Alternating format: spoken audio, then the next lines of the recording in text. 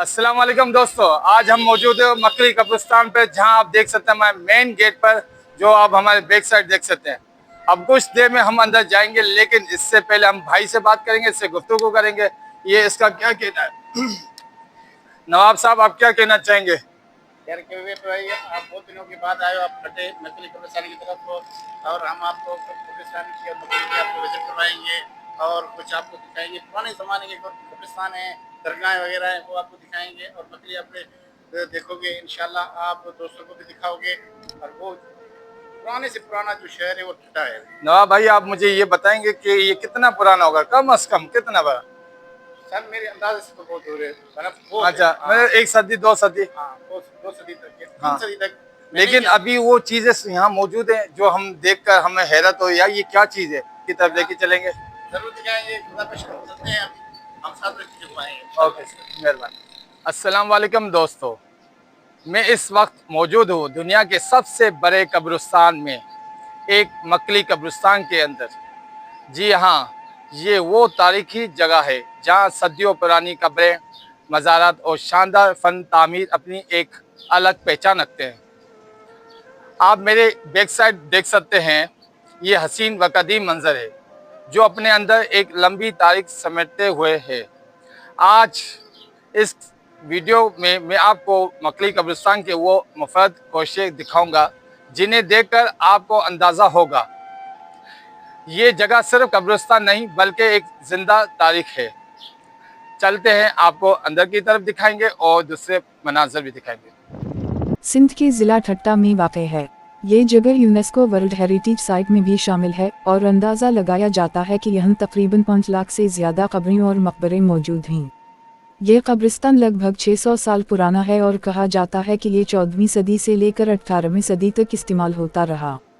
यहाँ सिंध के मशहूर बादशाह, हुक्मरान, सिपा सालार, सूफी बुजुर्ग और उलमा दफन हैं। दोस्तों, मकली के मकबरे अपनी तामीरात के लिहाज से लाजवाब हैं। इनमें पत्थर पर की गई खूबसूरत नक्शवा निगारी, खत्ताती और जियोमेट्री के डिज़ाइन देखने वाले को हैरान कर देते हैं।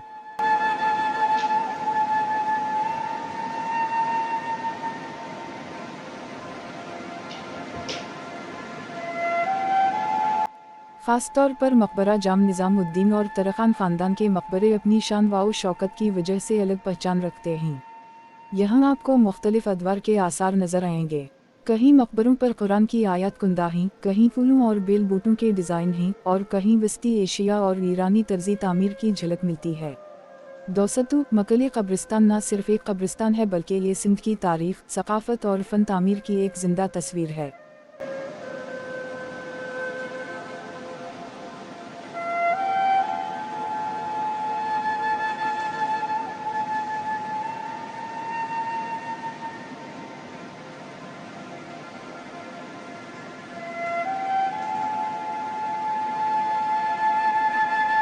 लेकिन अफसोस के साथ कहना पड़ता है कि वक्त के साथ साथ यहाँ की कई इमारतें टूट फूट का शिकार हो चुकी हैं।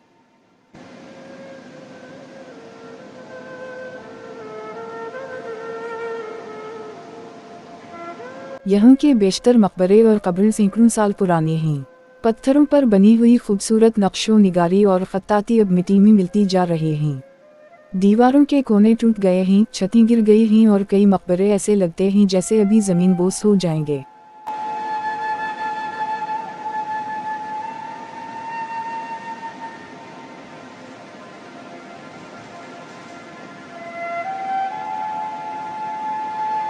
ये कब्रिस्तान सिंध की शान और पहचान था।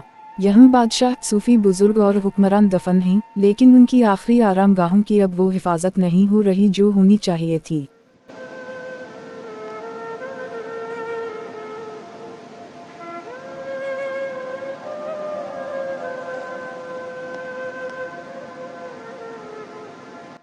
कई जगहों पर दरारें हैं, दरवाजे गायब हैं और वक्त की गर्द ने उनकी असल खूबसूरती छुपा दी है।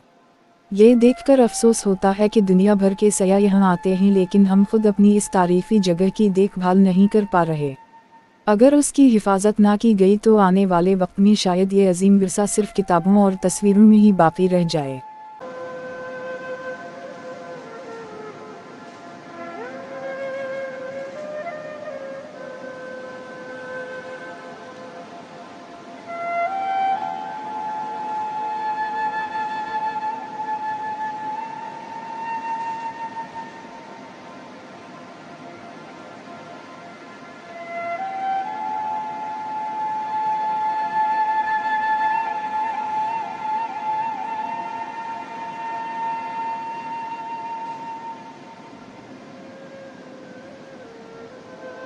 दोस्तों, मकली कब्रिस्तान हमें ये सबक देता है कि वक्त कभी किसी पर नहीं रुकता। कल के बादशाह आज मिट्टी में दफन हैं और उनके शानदार मकबरे भी वक्त की मार सहा रहे हैं।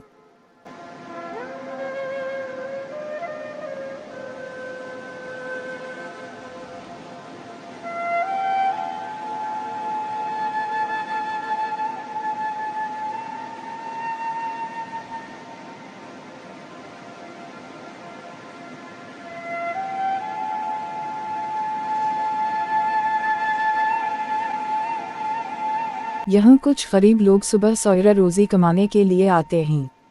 कोई छोटी मोटी चीजें बेचने आता है, कोई मजदूरी करने।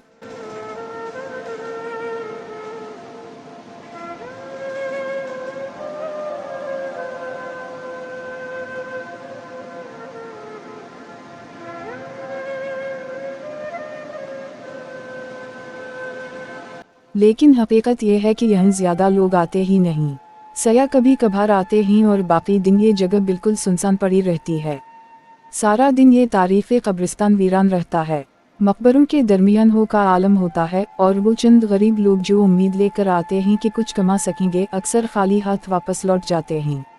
ये मंजर देखकर अफसोस होता है कि एक तरफ ये जगह सिंध की शान और दुनिया की पहचान है और दूसरी तरफ यहाँ ऐसी वीरानी छाई है कि गोया वक्त थमसा गया हो। अब हम होटल पर आ गए हैं, कुछ ना कुछ अब खाने का प्लान है। हो सकता है माश की दाल या कोई और डिश मंगवा लें। थोड़ी देर यहाँ आराम करेंगे और खाने के बाद वापस अपने घर की तरफ जाएंगे।